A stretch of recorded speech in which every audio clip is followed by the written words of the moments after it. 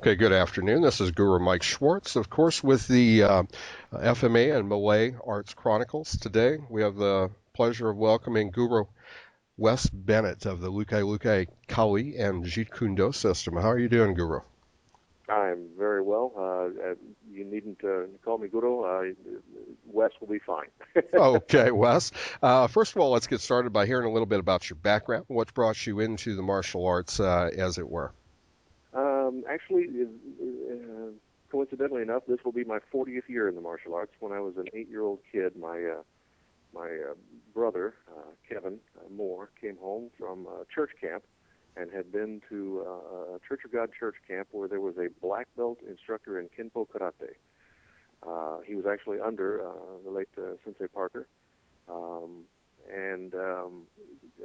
I don't know the gentleman's last name. We called him Dan, Preacher Dan. Mm-hmm. And he was a second or third degree black belt in Kenpo, and I just thought it was the neatest thing in the world I'd ever seen.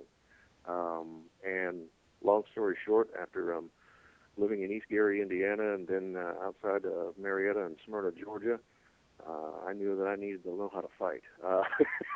And that looked like something I could do. So, at least I found it interesting anyway, and my brother eventually became a Marine and had an interest in the martial arts as well, but he brought it home and taught me the few moves that he had learned, and the next week I went to the same church camp, and that preacher was there also, and I learned the next few moves in the first kata of Kenpo Karate. Unfortunately, was not able to go very much further with it because I didn't know the gentleman, and there were no instructors around where I was. But that was what originally led me to the martial arts, the fact that I was a little fat kid who got beat up a lot. And so that brought you into the American Kempo. From the American Kempo, obviously that kind of honed your interest and kept you interested. Where did you go from there? From there, I bounced around from different Kachikimbo to Shotokan to different martial arts styles, some kung fu styles as well. And then when I was in, I want to say junior high school, I heard of some guy named Bruce Lee, and I thought, wow, this guy's amazing. Saw my first Bruce Lee movie, bought every magazine I could find when I could afford the money, and long story short, as soon as I got out of high school with my limited martial arts ability that I had learned either on my own or from different instructors here and there, the hodgepodge that I had, visited some folks who had some connections to Larry Hartzell. Mm-hmm. Worked with one of his instructors that he had brought up under him for some time. And when he parted company from the area, I got in touch with Sifu Hartzell, worked with him for about 6 years, and had a blast at it, and still respect him very, very much. He was certainly a loss when he passed away. And his organization is still something I'm very much active in as well. And then one day I decided I need to write a book. Now I'm in adulthood and I need to write a book because I'm also a Cherokee Indian. And I had seen some of the knife systems of preservation and the different things that they do, and wanted to write a comparison and contrast to the Filipino methods as well as the Native American methods. So I called what I thought was the authority. I called Guru Inasanto, and when speaking with him, he told me that the best blade man that he knew that he could recommend ever was a gentleman named Teddy Lucaylucay. And I said, I've never heard of him, but I'll try to talk to him. He said, well, he teaches here on X, Y, and Z night. Give him a call. And I called and left several messages with senior students and whomever else might be answering the telephone.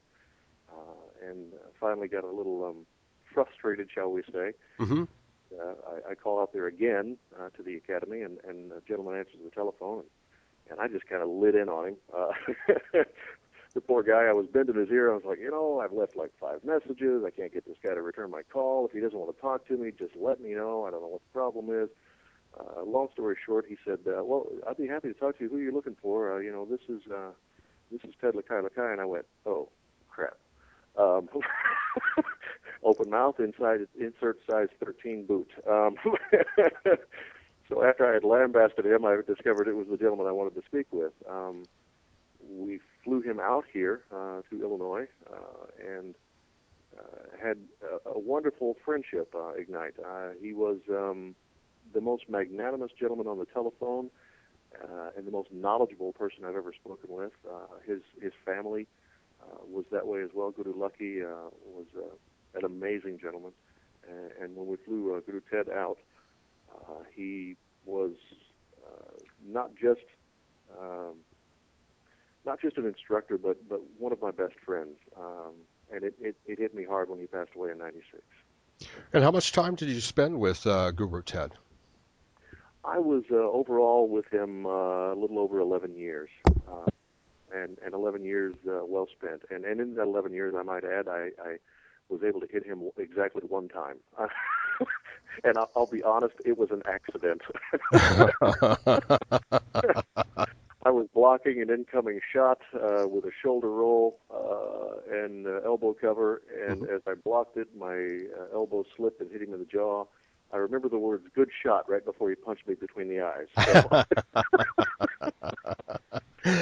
And I'm 6'3", and he was not. So he had to kind of reach up to hit me, but he did it very effectively. Absolutely. Of course, as you know, I do, of course, to your introduction, I've also trained with Guru Ted on a couple of occasions, and so I can certainly admire his quickness, particularly from his stature in comparison to yours. Now, prior to Guru Ted, you said you had spent time with Guru Larry Hartzell. And how many years did you actually spend with Guru Larry? Overall, because I cross-trained with both of them in an overlapping period of time, I would overall say approximately 10 years. So, it was during some time of flux. Larry's system was always in flux, and I use their first names because that was what they told me to use. I don't use their first names out of disrespect. Please understand that. But it was one of those things where they were just... It was probably he who recommended that I just go with Guru Ted after that, not because he was trying to get rid of me or anything, and I still considered him a good friend at passing as well, but it was something that I was very interested in learning I'm hard-pressed for the word, but the simplicity and yet finesse that Guru Ted held. Not that Guru Larry was not sensitive and was specific about his art, but there were other things that Guru Ted had, other attributes that I wanted to learn. And as a big man, it's always easier for us to go, well, if that doesn't work, just pick him up, throw him down. Right. and we were able to do that. But there were some times that I found that the finesse was more eloquent and more effective with an ease of operation and less energy expended. Okay, and so with the two comparisons in mind, in comparing the Hartzell Kali Jeet Kune Do system as opposed to Lucaylucay Kali Jeet Kune Do, and the different sizes of the gentlemen, and of course their different attributes. Of course, Guru Larry was a grappler at heart, and spent quite a bit of time on the ground and incorporated the Jeet Kune Do principles into that ground mobility. How do you feel that his system of grappling compares with the mixed martial arts of today? Oh, wow, that's a loaded question. I would say that it was probably one of the systems that was the impetus for the mixed martial arts gaining a popularity that it has. Larry was instrumental in getting the Gracies more well known. He also was training in shoot wrestling before shoot wrestling was ever heard of, and had some films of the founder of what he termed Shuto, and doing catch-as-catch-can wrestling, both at the IMB and in the Santo Academy, and long-time innovator in it. So I would say that he was, if not the founder, then one of the founders of the system that became what is now known as MMA. The coined term MMA originally, when I heard it, was not what it is today. Mixed martial arts, they call it today, but when I first heard it, it was the MMA was multicultural martial arts. Mm-hmm. So the M had a totally different meaning, although still mixing things, but I want to say more effectively. There was more of a blend. There was more of a blur, and yet still a precision to the art and technique itself. And then even going a little bit further, you had mentioned shuto, or shoot fighting, so to speak, in a direct comparison then with Bart Vale's system of grappling. How is the comparison between the Guro Larry system of Kali and grappling? I still would have to say that Larry had a better grasp of grappling than anyone I've ever met. Mm-hmm. With all due respect to all of the gentlemen who've come along since and prior to him, but he had such an innovator as an instructor that he learned that innovation and that technique. Larry had a knack for being able to show you a lock, no matter what it was. Say it was a bent wrist lock. And then being able to show you the 360-degree opposite of that lock, and it still was equally, if not more, effective. Mm-hmm. And he did that in his mind. It was like people who can do the computer-aided drafting, CAD they call it, where you can take a house and you flip it completely upside down. He could do that in his head with a lock at a moment's notice, and even if he had just learned the lock. One of his great sayings was, for every lock there's a key, and for every key there's a lock. It became a flow with him. So no matter what you did or what you thought, well, I got him this time, no, there was a way out of it, which hurt you more than what you were originally in. And so there was obviously some finesse involved within Guru Hartzel's system as well. Now, you had mentioned a little bit earlier that being the size of a gentleman that you are, that you wanted to find a little bit more finesse-oriented way in order to perform Jeet Kune Do. Now, was that strictly away from grappling to do a little bit more stand-up and to do more with knife activity, or was there something else that was drawing you more towards Guru Ted? I would say it was the knife, and more importantly for me, the baston. And you have to understand, in the Lucaylucay system, the baston represents, this is Kali, and it always represents a blade for us. Mm-hmm. And Guro was obviously, very well versed in his lineage, training with obviously, Grandmaster Floro Villabril, as well as many others.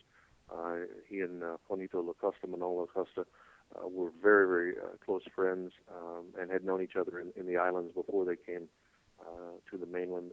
And long story short, I would say it was the stone and the blade. Let me also throw in here at this juncture that Guru Ted hated grappling. Not that he couldn't do it, he just despised it. Guru Ted suffered from asthma and from birth, and he really had a problem with. He didn't like to be in the bottom position. He didn't like to have pressure on his chest because it made it difficult for him to breathe. Mm-hmm. And it tended to trigger asthma attacks. So he really was not per se a grappler, although he could teach it and did. The Dumog system that he and his family made a part of the Lucaylucay system was and is very effective, if not one of the most effective, the most devastating systems that I've seen. The Kali for Lucaylucay, for me, it is all around. It is well versed in every aspect of it, from the weapons to the empty hands. He was very well versed in the Wing Chun, modified Wing Chun, if you will. The classical Kali, and Lucaylucay hated that term. As he told me, Kali is Kali, boy. You can't take part of it and put it in a cookie jar and put it on a shelf. There is no classical Kali and regular Kali. It's either Kali or it's not. And the Kali for the Lucaylucay family is a part and parcel of all of it. In our symbolage, that Guru Ted put together, the Lucaylucay symbol is larger, and the offset is the Jeet Kune Do, which is to say that it is you have the one that is influenced by the other, and perhaps vice versa. But the Jeet Kune Do is the light shining on the Kali that opens your mind to a lot of the blends that are there. Not so much as a concept, because when Guru Ted graduated from the Inosanto Academy, as I am told by him, there was no concept discussion. It was Jeet Kune Do, period. There was no concepts word that followed it. There was no politics surrounding it. Mm-hmm. Now everybody's got an opinion about stuff, and I teach what I was taught. For me, on my certificate, and in my mind, and in my technique, it's Jeet Kune Do and Lucaylucay Kali. Lucaylucay Kali actually is the base system, and the Jeet Kune Do is the light that illuminates in the teaching methods, if you will. Sure, absolutely. I fully understand. So, in other words, the Jeet Kune Do was the base, or the fundamental philosophy behind the generation of the Lucaylucay Kali system as Guru Ted taught it. I would say that probably in a synopsis, yeah, very, very much so. Okay. The way that Lucaylucay Kali is taught, and again, some of these techniques I had never seen from any other instructors, and I've worked with lots of different Kali people, and I say Kali people. Some were instructors, some were senior students, some were just beginners. I feel like I can learn from anyone as long as I'm not hard-headed about it. One of the base premises for Lucaylucay Kali is to be able to be open to other arts and to be able to have that brotherhood of the martial arts. Guru Ted was very, very adamant about the Lucaylucay system being a brotherhood, being a family, and it is a family system. We respect his family very much, and they are still active in the organization. We have two senior instructors, Guru Greg Allen and Guru Leonard Trigg, one out of El Paso, Texas, and the other out of Tigard, Oregon. Those are the two senior instructors of our system. And again, very open, very knowledgeable, extremely gentle people. And Guru Ted was that way.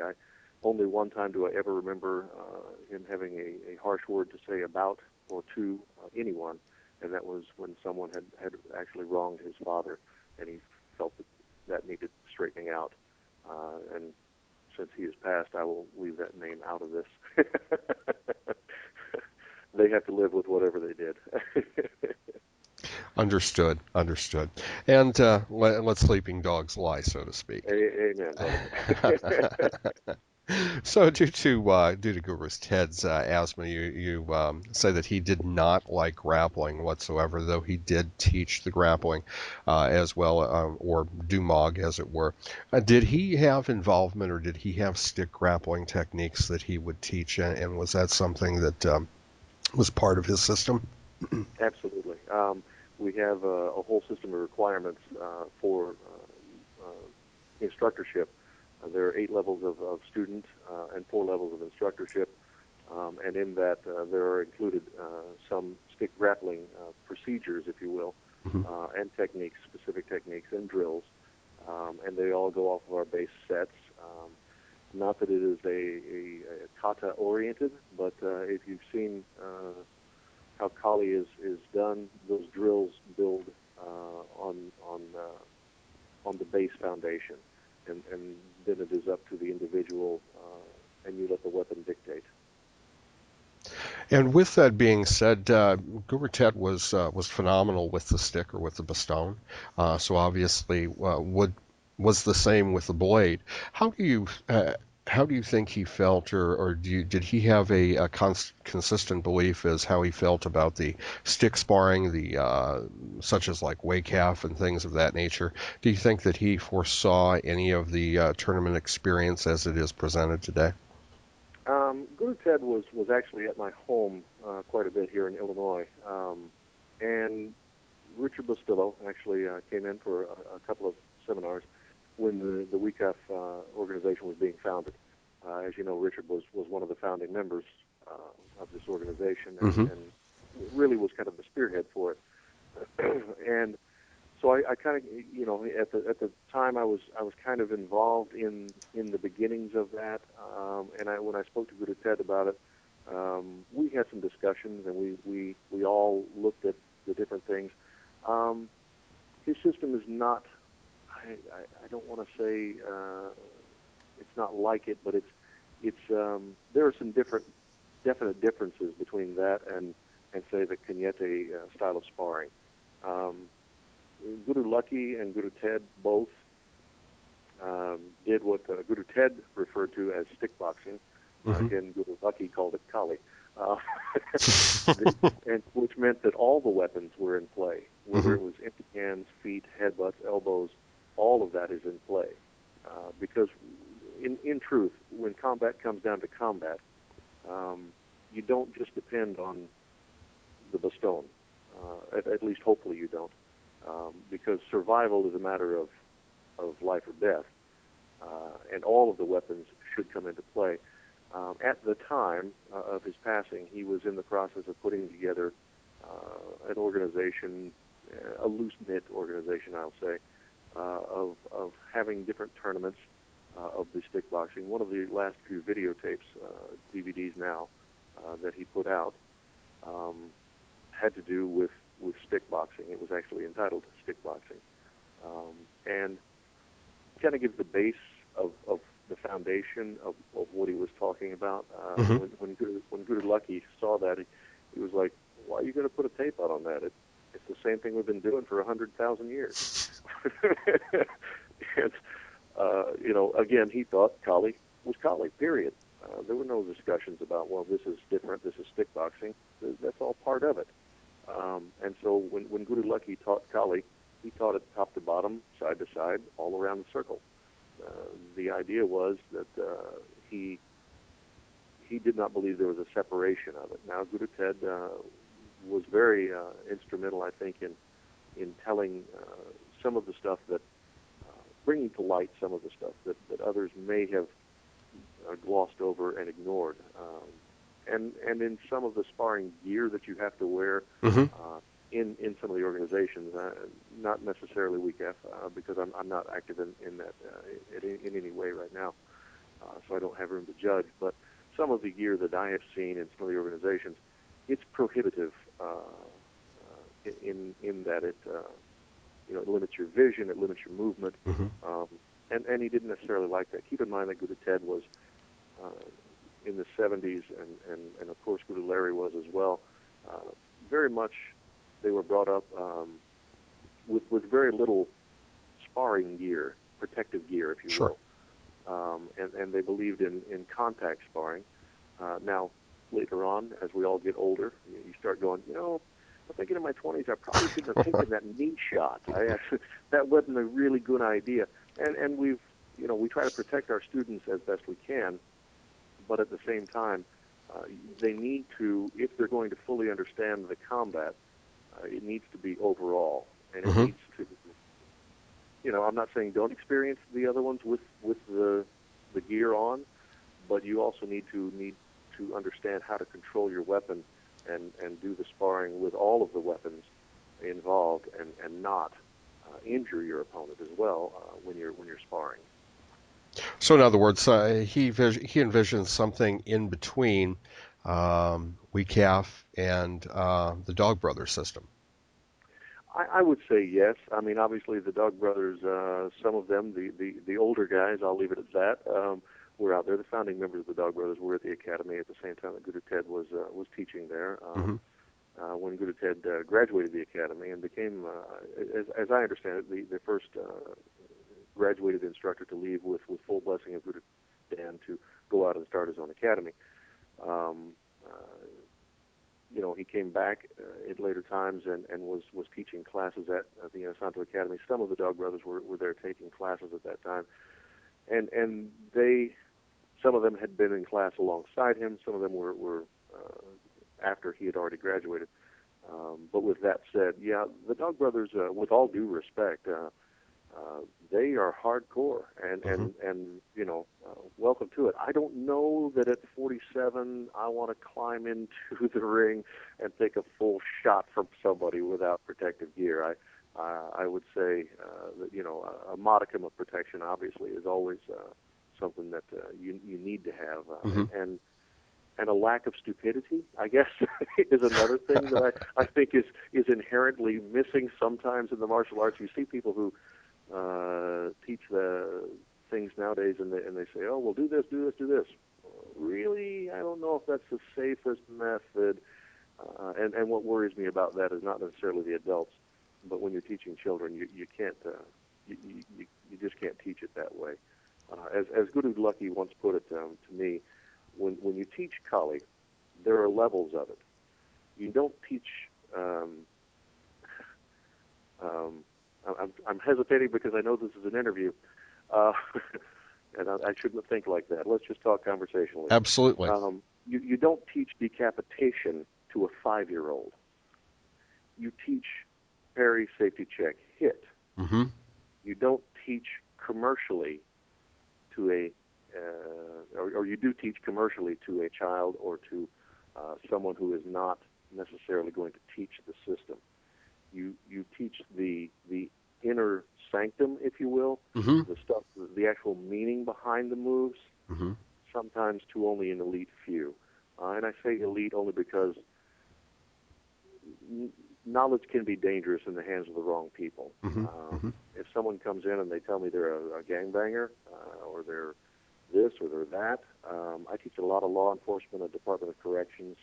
I'm not going to teach them blade. Absolutely not. The blade is too easy to be deadly with. It doesn't take a genius to be deadly with a blade. It takes a guy who can afford a $2 pocket knife and stick it in something. Very true. With all due respect, the stick can be just as deadly. Absolutely, absolutely. You pick up that stick, and whether it's a stick or a machete that you got in the Army surplus, or the tire iron out of your trunk, it's just as deadly. Absolutely.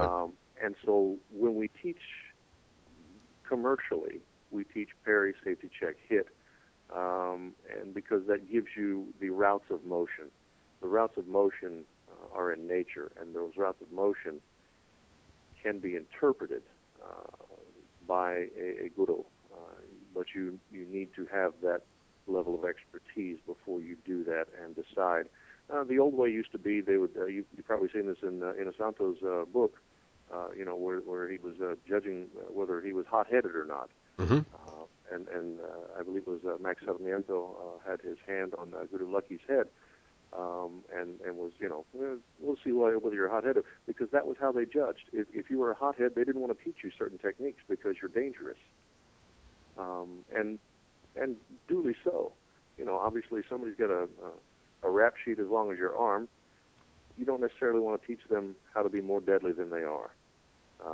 So that is sometimes something that a guru is responsible for, and that is part of the responsibility of being a good instructor. Absolutely, absolutely. And a judge of character as well. When you Absolutely. have students walk in, you have to be a very good judge of character, considering the martial arts that we do teach. With that in mind, how do you feel, and back to the sparring issue and back to the tournament competition, there's a group of competitors and an organization out in California, the United States Filipino Martial Arts Federation, which is their leader is a Kabbalah Serrata Screama guy, Master Darren T-Bone.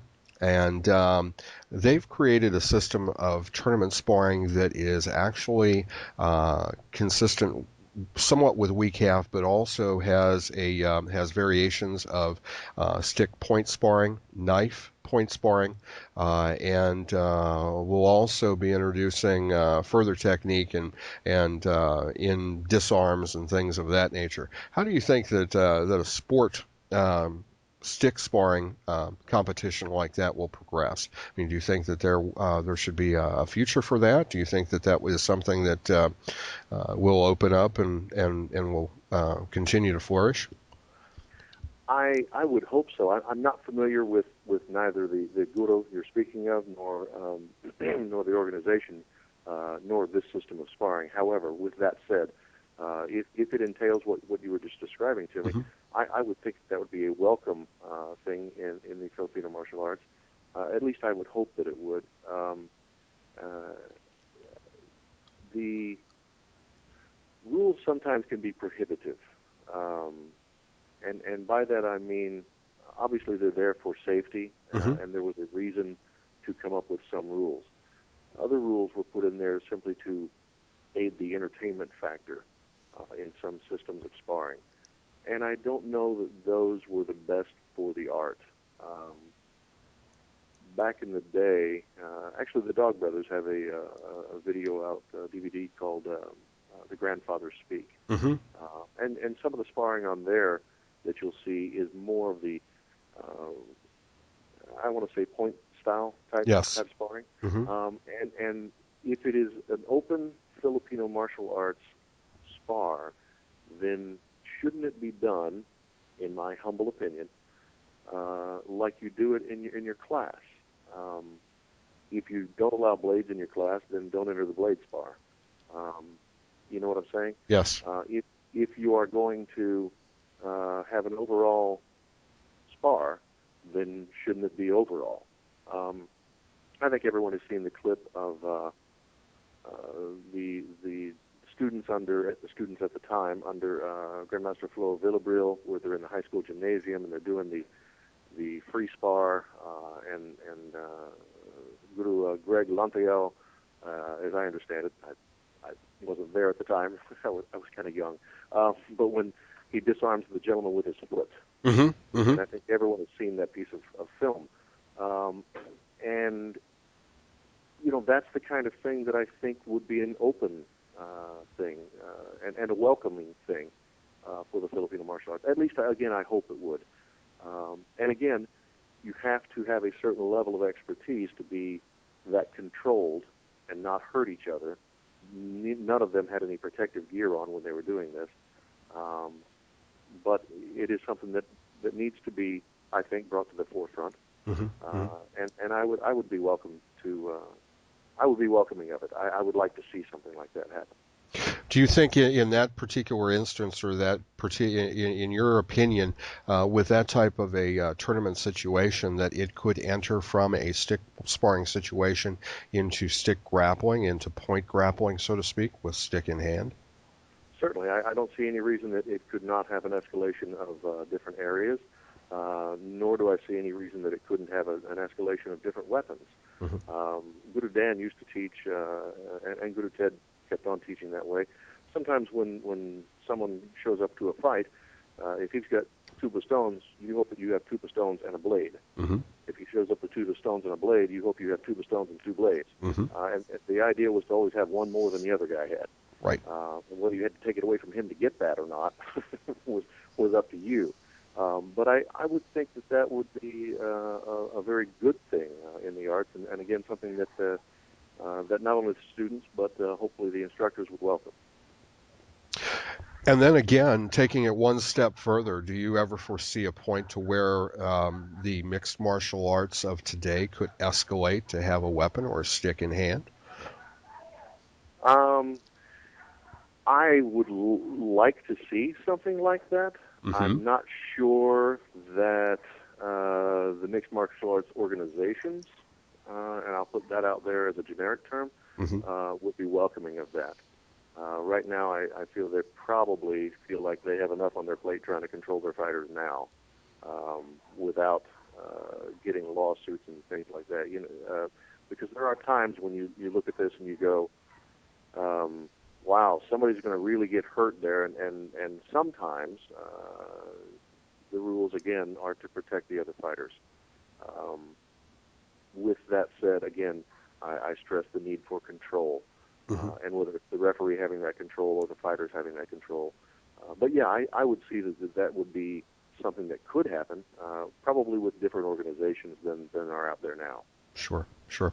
Now, in the method that Guru Ted Lucaylucay taught, was that simply a single stick system? Was it a double stick system? Was it a Spotty Daga, or was it all combined? It was all combined. There were drills and techniques that we specifically learned with double the stone. There were also drills and techniques that we learned as Spotty Daga. There were also drills and techniques that we learned and still teach today with single stone and checking hand, and some techniques that we learned that were simply solo stone. And with that said, he was the third to graduate under Manong Leo Horon from his system, and one of the early ones to graduate under Manong Kabalas under his system. So keep in mind, there was a blend of the systems from back in those days. Not only did he have the Villabril, La Costa, and other systems of Kali that were included in it, Lagusa as well, Grandmaster Lagusa, obviously very respected and very familiar with the Lucaylucay family. They were one of the founding. Actually, Guru Ted and Guru Lucky both were founding members of the Kali Association of America, and they are still listed on their website as such to this day. And but there was very much a blend. Even Guru Lucky was taking classes, as I understand, from Manon Cabalas, and then when he found out he was with the Kali family, he threw him out and wouldn't teach him. Because there was also, not only was there a blending, but there was also a jealousy. Because, he's like, well, this is my system. I don't want to give you any secrets that I might have, and obviously Guru Lucky found it kind of amusing because in his mind, Kali was the whole thing. But he respected him very much as a fighter and as an individual and as a teacher. Sure. And I can't say enough about my respect level for all of those masters, Guru Lucky, Guru Kabalas, and I use the term teacher because the term Guru to mean teacher because that was what they used when they were around. I never heard any of them ever introduce themselves as I am Master so-and-so. All very humble. Guru Ted was the same way. Never introduced himself as I don't even remember ever hearing him say to anyone, call me Guru. He was always first name basis and very friendly and very cordial. I remember that as well. Very nice gentleman. Very nice gentleman. Miss him a great deal, as I'm sure you do. Yeah. So in your sparring, in the school atmosphere, getting away from the tournament atmosphere, you spar with all weapons. You spar double stick, single stick, stick and knife, knife in hand. We do. We do. We spar with all weapons and with what some would call no weapons. We refer to that as just empty hand. But yes, we spar from, as we term it, sometimes top to bottom, which means you show up with a couple of weapons. Your hands are full and you've got a blade on your side. And if you get disarmed, then you go to the next field of sparring. If he still has double baston, you better darn well know how to take the baston away. And that is, what we call top to bottom sparring. And that may or may not end up in a grappling situation, with or without baston. Sometimes we do the same thing with blades, and sometimes we do the same things without blades. And again, with safety in mind.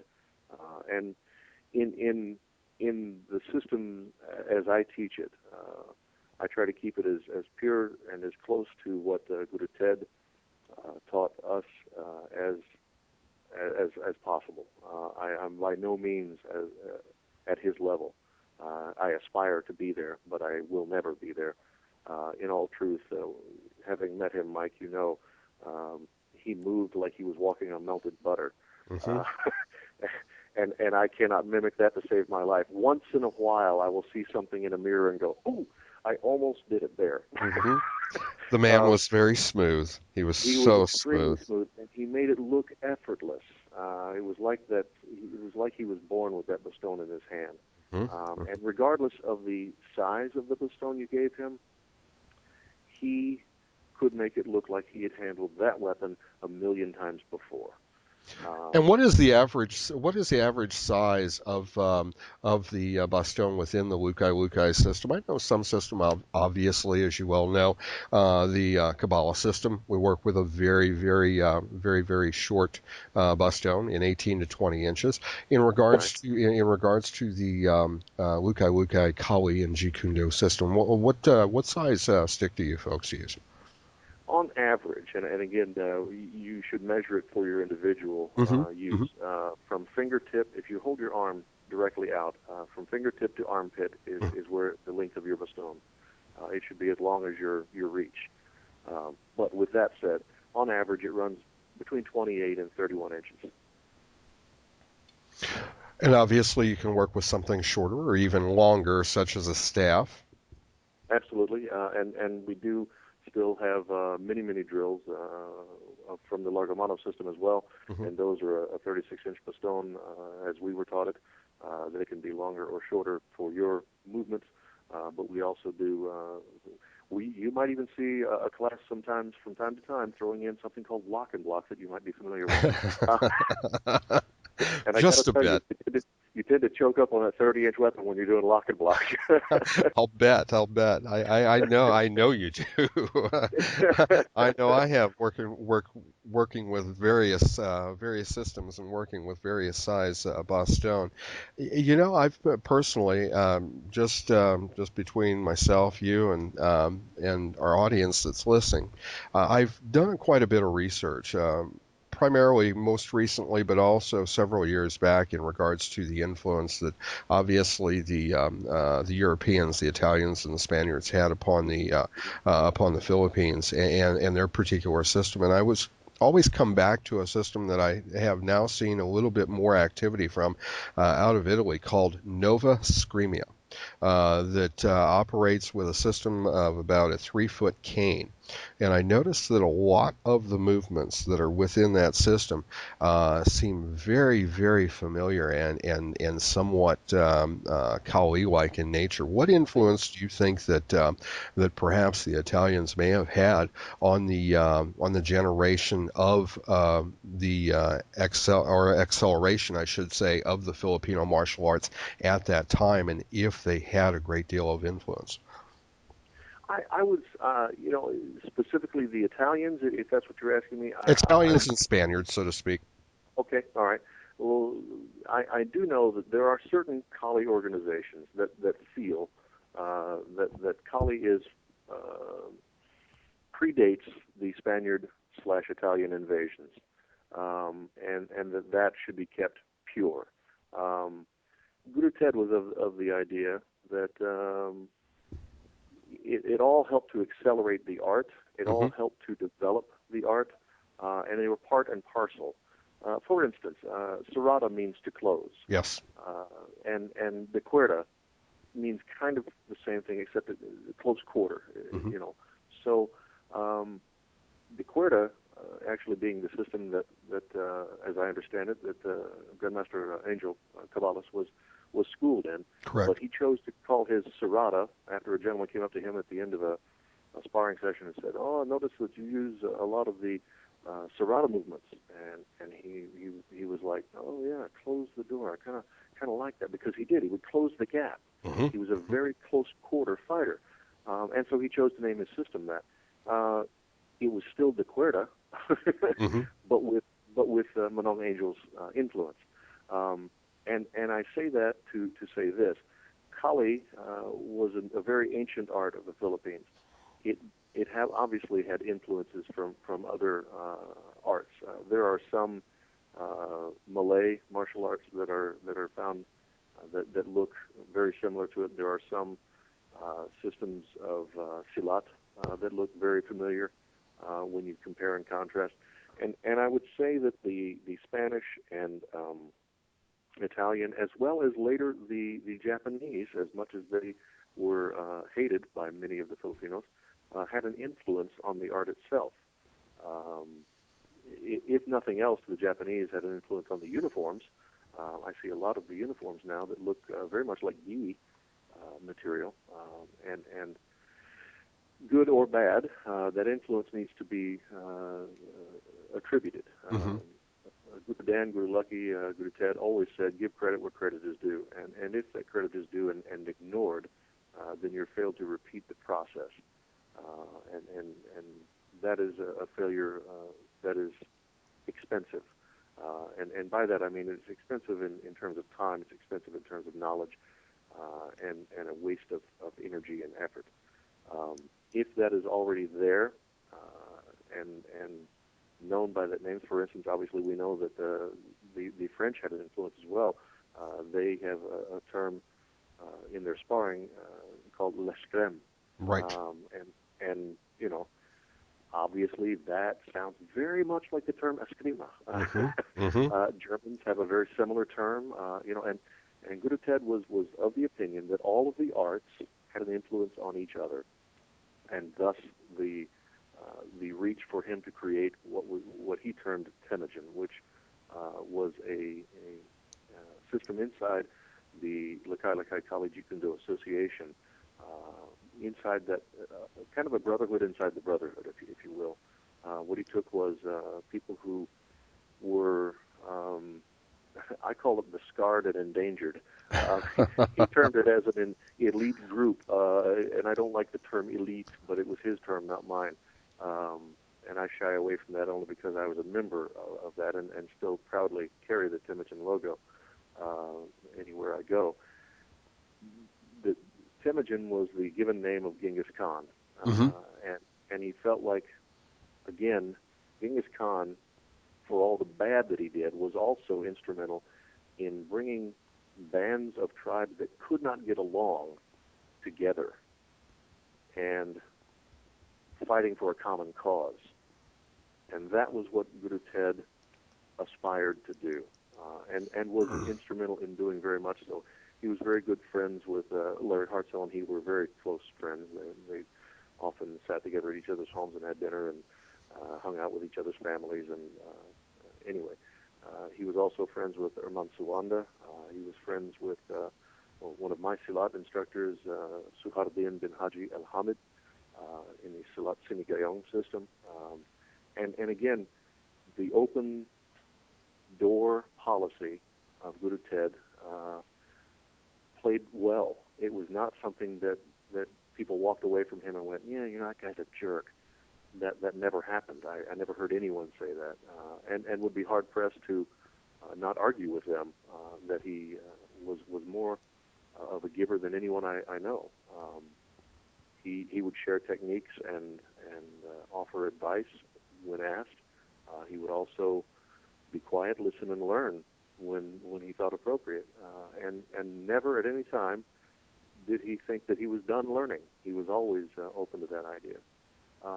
And so to surmise, I would say that the Italian and Spanish invasions and influence on the art is obviously already there. Now there are some that claim that they teach the ancient system, and maybe perhaps they do, I don't know. But when they have terms that are obviously of Spanish origin in there, I would say there's been some influence. Mm-hmm. It's hard to deny. And I would say that they probably, in as much bad as they did for the people of the Philippines, they also did some good for the people of the Philippines. It's like any situation. Being of Native American descent myself, there were certain things that obviously we didn't want to walk from North Carolina to Oklahoma, Right. On the Trail of Tears. It wasn't something our travel agent suggested to us. But you make the best of a bad situation. And if it meant that the arts went underground for a while and then came back out and flourished, then perhaps even their bad ideas became good ideas in that the end result. Absolutely. And building on that, have you ever sought out the Apache knife fighting systems that are out there, and the particular instructors, such as a gentleman that I recently spoke to in a conversation by the name of Snake Blocker, or perhaps another gentleman, I believe he was out of Kentucky or Arkansas, Ghost Dog, the Ghost Dog system of Apache knife fighting? I have not sought out those particular gentlemen, nor have I sought out those particular systems. Each Native American tribe seems to have some system of knife, Mm-hmm. whether it was taught openly or underground, and very much like the Filipino arts, was tended to be shared family to family or brother to brother. Mm-hmm. And being of Cherokee descent, we were less, I'm going to use the term less warlike Sure. than the Apache. Mm-hmm. We didn't have to fight as much. Mm-hmm. We probably should have fought more, but we didn't have to fight as much. And so we do have a systems and people may be shocked to learn this, we have systems of blowguns, which obviously the Kali does as well. We have systems of, when you're living in the mountains of North Carolina, Mm-hmm. Tennessee, you're not going to use a long bow. You're going to use a short bow, which again is equivalent with a lot of the things that the Filipinos did as well. Being in a jungle region, a long bow was silly. What are you going to do with a long bow besides get it caught in a tree or a bush? Mm-hmm. So we very much had systems that they may not be familiar with, including knife fighting, and a lot of the representational diagrams, if you will. The training was done on the same routes of motion that are done with the Filipino systems. And now the progress or the lineage of the Guru Ted Lucaylucay and the Lucaylucay Kali and JKD system, who is charged with promoting and progressing that particular system? Is there anybody that beyond, say, yourself, as well as the members of the inner circle, as you spoke of, the Temujin, that are charged with expressing that system and propagating the system beyond where it is today? When Guru Ted passed away, he had a system in place for that. With that said, his family, specifically Beverly Lucaylucay, Mm-hmm. is an overseer from the family standpoint, and then you have two senior instructors. Those senior gurus are Leonard Trigg out of Tigard, Oregon, who is also in the Lamego system, very highly ranked, and several others, just a very talented gentleman, and extremely respectful and humble when it comes to that. Also, as I understand, now retired police officer, and I'm not stating his age. And then you have Guru Greg Allen out of El Paso, Texas, Mm-hmm. and also he is equally skilled and I consider a great talented martial artist. Mm-hmm. Those two are the main when it comes to promotion and propagation of the system itself. Mm-hmm. Mm-hmm. With that said, each guru was enabled by Guru Ted to test and bring up his students up to standard, and by that I mean Guru Ted for the Lucaylucay system had a certain set of standards that they had to live up to. You could teach them more, but you definitely had to meet standards, these set of standards for them to promote. And each guru could bring them up to the level just below their own. Mm-hmm. Obviously, you can't move them up to your own level. Right. That testing stops there, and you have to bring in or send them to or tape a testing and send it to the senior gurus. Mm-hmm. With that in mind, there were instructorships that were given out to certain individuals that were honorary certificates, and they were not allowed to promote within the system simply because they don't have the system. They didn't spend the time learning the specific set of standards Mm-hmm. that were given out to Guru Ted. And with that, they know who they are, and they don't do that to the best of my knowledge. But in terms of ranking, you have the overseer from the family, and then you have Gurus Trigg and Allen, and then you have several full instructors, some of the old guys, and I say old guys with utmost respect, guys who were there from the beginning. And then you have guys like myself who were only there the last 10 or 11 years Mm-hmm. through Ted's life. Some of those older instructors that I think of as my senior brothers would be Guro Russ LaFuente, Guro Mark Stewart.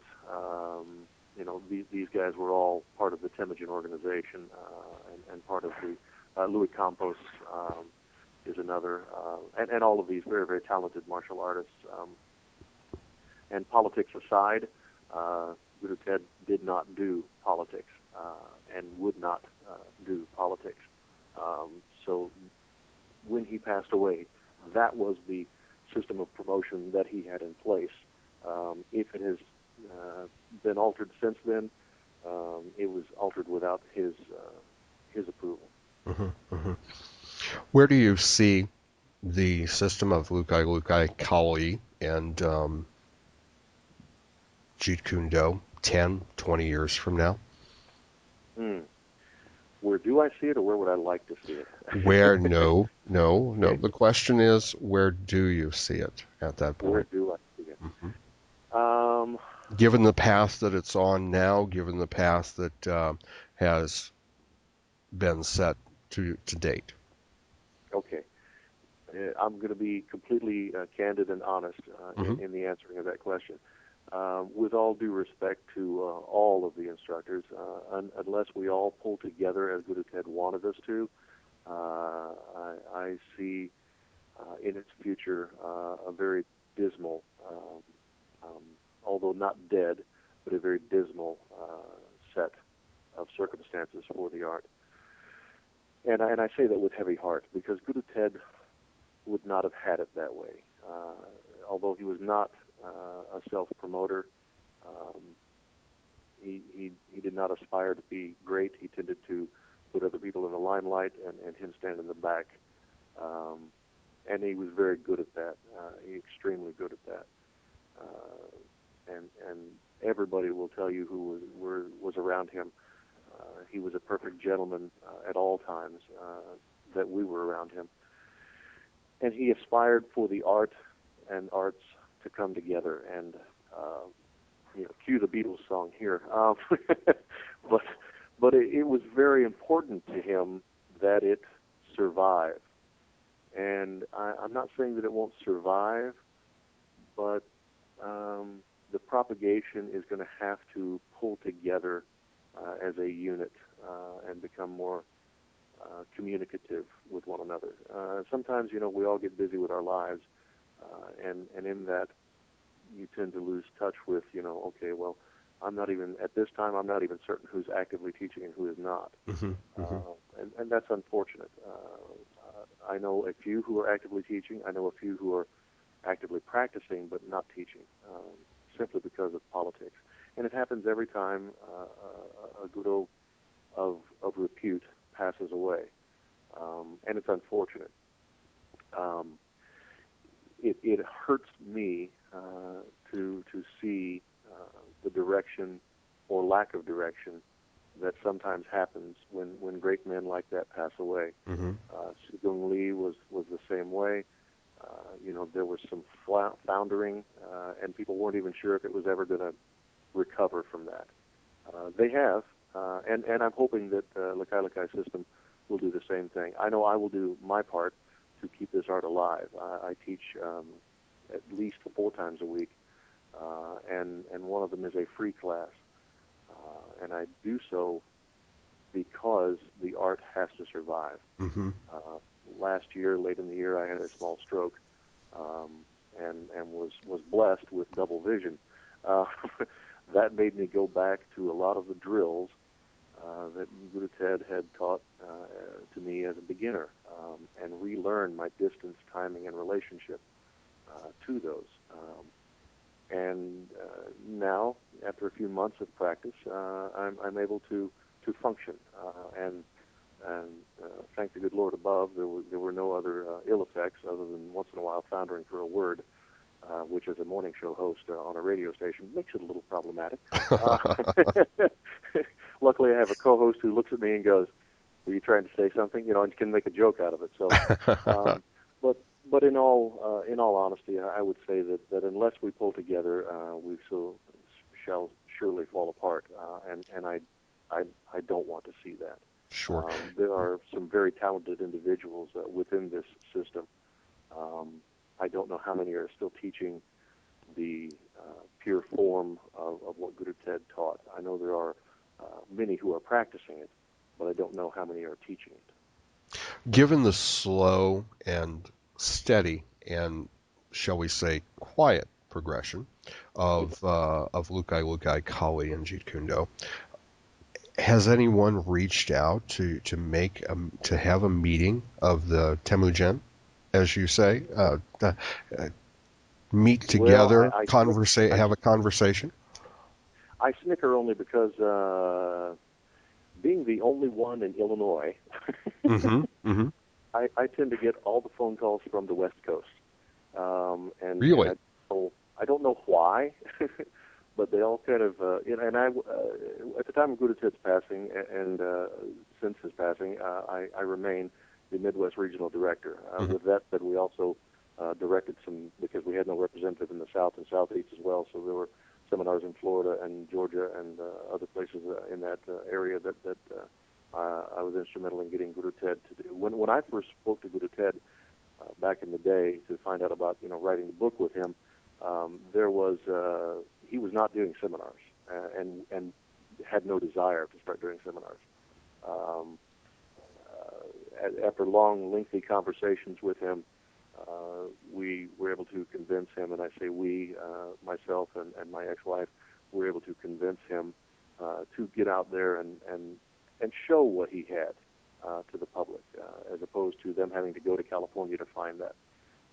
And it made it difficult for him, obviously, flying with the asthma that he had was very, very difficult. He was on prednisone and an inhaler and several other medications. Mm-hmm. Mm-hmm. Anyway, with that, I would say that I have been reached out to several times by different individuals. I remain in contact with Beverly Lucaylucay, Maestra, as her title is given. And I also remain in contact with all of the Temujin folks that I can, and they are welcome to contact me if I am not in contact with them. We had a small meeting when I took a trip with the radio station that I worked for, W3D in Marion, Illinois.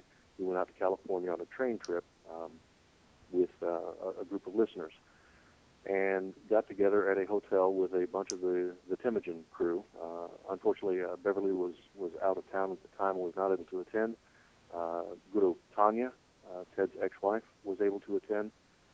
Guru Mark Stewart was in from Singapore, and he was able to attend. Guru Russ LaFuente was able to attend, and several others were able to be there. And please, if I've missed naming you, then my apologies. It's just that I don't have the names in front of me right now. But Mm-hmm. Jonathan was there, and there's some other folks. And I don't want to just name first names, so it won't make any sense if I do that. But anyway, the group knows who they were, and we had a good time. We had a couple of hours of talk, and we had a couple of hours of practice. They all went to dinner, and it was just a good fellowship. And spurred an interest for Guru Tanya, who at the time was only teaching family, Mm-hmm.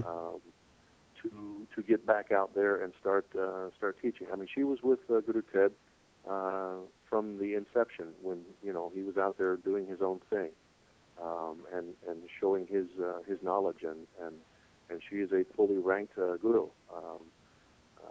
and obviously she's also the granddaughter of Subing Subing, so that holds some weight. But and gladly, happily, she is going to get back out there and start doing some more active participation in that kind of thing, and I welcome that. And I would say that if I can be of any service in trying to help this become more available and become more of the brotherhood that Ted envisioned, I am more than happy to play that role. as I said, I try to stay in contact with as many of them as I can while making time for my family and my work at the same time.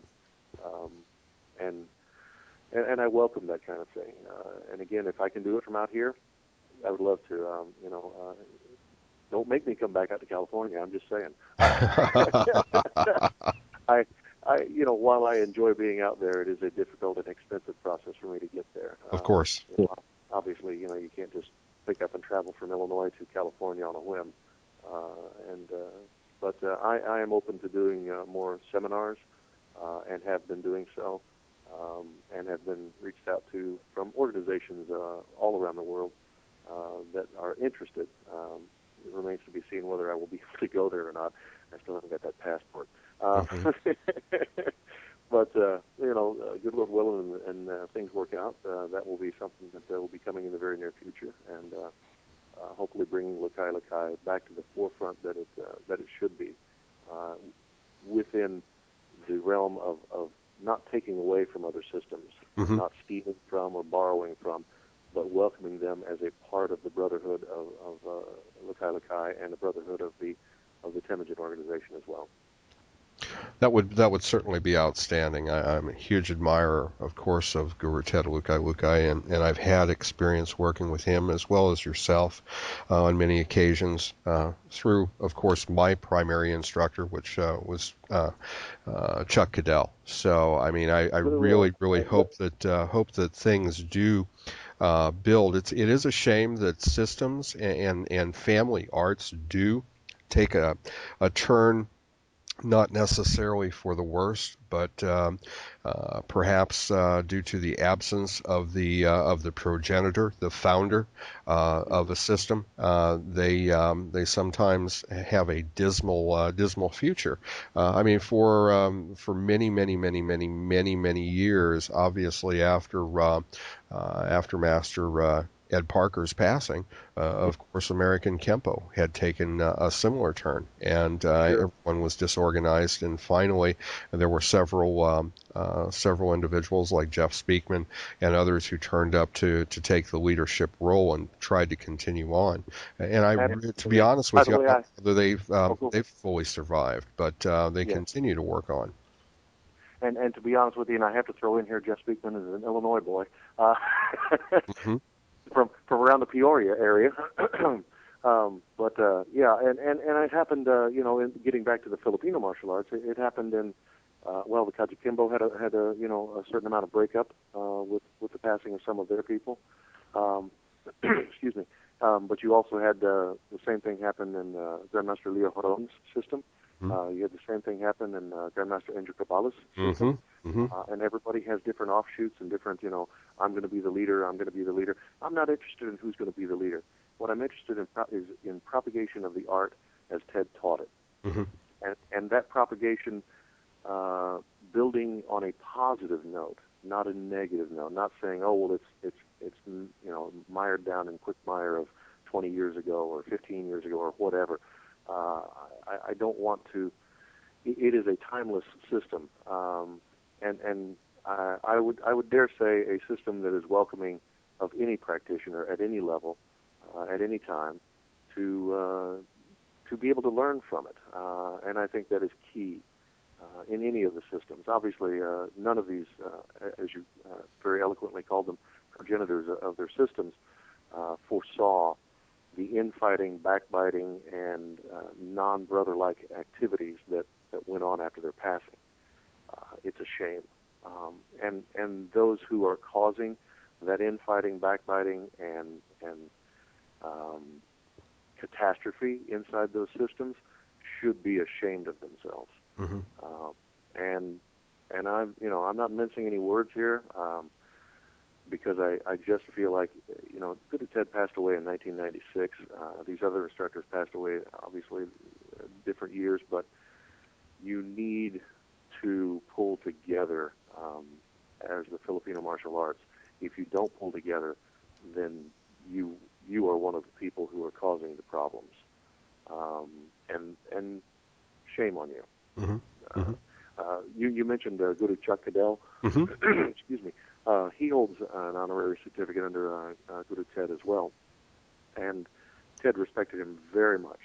And I have to say, Guru Chuck was one of my workout partners in the backyard. There were many, many times when the neighborhood kids would gather and watch the two guys fight, as they called it, and we would both end up with sod in our hair and our acid-washed jeans with grass stains all over them. And oh, I'm telling way too much. I shouldn't mention his long hair either. I still am in touch with him today and respect him very much as a brother and love him dearly. Speaking of which, you have you have an upcoming seminar with Guru Nate Defensor coming into Marion, Illinois. Is that correct? We do. Towards the end of April, we have Guru Nate Defensor coming in. It'll be held at the Gold's Gym location in Marion, where I teach a free class on Friday nights. But that will be held on a Saturday and Sunday. The 24th and 25th, I believe, are the dates. Mm-hmm. If not, then it's the Saturday and Sunday surrounding that. I don't have a calendar in front of me, but Guru Nate is very well versed in several systems, not the least of which is the Sarada system. Mm-hmm. He's also very well versed in the Pikiti Tirsia system, and obviously has his own method, the Defensor method. And again, probably, I've never discussed this with him, but probably at the behest of the trying to stay away from the politics, he refers to it as the Defensor method. But obviously there are roots, and we want to recognize those roots. And I look forward to it. I've never worked with Guru Nate before. I've seen lots of film on him, and everyone spoke very highly of him, including Guru Ted when he was alive as well. In order for our listeners to get in touch with you, if they have any other questions, particularly in regards to the Lucaylucay Kali and Jeet Kune Do system, what is the best method? Do you have email address? Do you have a website? I do have an email address. It is Villa Lucay Kali, and I only put one Lucay in there only because the email address would only allow a certain amount of letters. It is VILLA LUCAYKALI at mychoice.net, and you can send me an email there. And I also have a Gmail account. It's wesbennett100 at gmail.com. Either one will get to me very quickly, and I will answer them as best I can, and they're welcome to send me any kind of questions, comments, or observations, or tell me to shut the heck up. I welcome all of those. One thing that we've been blessed with, I think, throughout the past years has been the value and, of course, the increasing communication via the internet. That surely may be some way for more of the instructors within the Lucaylucay Kali system to reach out and communicate with each other, wouldn't it? I would hope so. I know you were using right now with this interview, you're using a system called Skype, and that you can have face-to-face meetings over the computer from all around the world. Correct. And you can have many, many people link into that as well. And there are many other methods of doing that as well. That happens to be the one that I know of. But yeah, I would say that there's got to be a method of that, and to keep the cost down and be able to have a meeting where you can see the intent of the words as opposed to emails. You get to see the facial features and, of course, and then hear the voice as well. And I think that's important because sometimes, as Sigung Lee put it, a smile is not just a smile. Absolutely. Well, Guro Wes, it's been a pleasure speaking to you. It's been an interesting conversation, to say the least, and I know that we're going to have more. I certainly will be in attendance in Marion on the 24th and the 25th. So I look forward to seeing you then. Before we close, is there anything else that you can think of that you would like to mention and discuss? I will give you a bit of wisdom from Guru Ted, and one of his most famous sayings when he worked with people: "Let the weapon dictate; don't dictate to the weapon." And there are a lot of meanings behind that.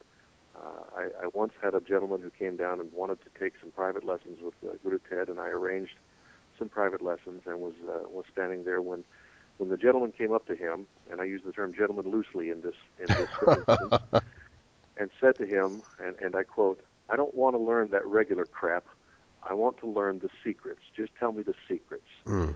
And Guru Ted's response was classic Guru Ted and classic truth. He laughed, and I miss his laugh most of all. And then he said, "The biggest secret in the Filipino martial arts is well-rehearsed basics. Mm-hmm. You just have to do it over and over and over until you finally get it right.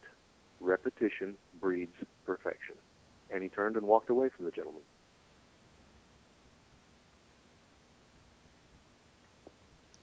Indeed, words to live by. Words to live by. I miss his laugh. I also miss his gloves. He always worked out with the gloves.